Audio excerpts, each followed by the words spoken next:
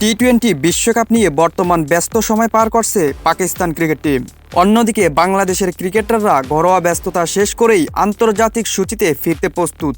এই প্রেক্ষাপটে আগামী মাসেই দ্বিপাক্ষিক সিরিজ খেলতে ঢাকায় আসছে পাকিস্তান জাতীয় ক্রিকেট টিম।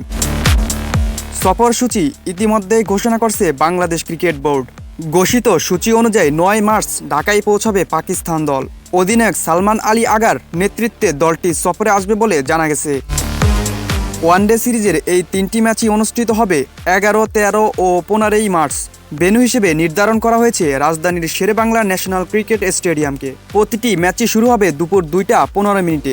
আন্তর্জাতিক ক্রিকেট সূচি অনুযায়ী আইসিসির বড় আসরের বাইরে চলতি বছরে বাংলাদেশের সামনে রয়েছে একাধিক দ্বিপাক্ষিক সিরিজ। পাকিস্তান সিরিজ তারই অংশ। জানা গেছে পাকিস্তান সুপার লিগ শেষ হওয়ার পর এপ্রিল মাসেও আবার বাংলাদেশ সফরে আসতে পারে পাকিস্তান দল। দুই দলের সর্বশেষ লড়াই হয়েছিল গত বছরের জুলাইয়ে। সে সময় 3 ম্যাচের টি-20 সিরিজে 2-1 ব্যবধানে জয় পায় বাংলাদেশ। তবে তার আগে পাকিস্তান সফরে গিয়ে কঠিন অভিজ্ঞতার মুখোমুখি হয়েছিল টাইগাররা। ওয়ানডে সিরিজে 3-0 ব্যবধানে হেরে হোয়াইট ওয়াশ হয়েছিল লিটন দাসের দল।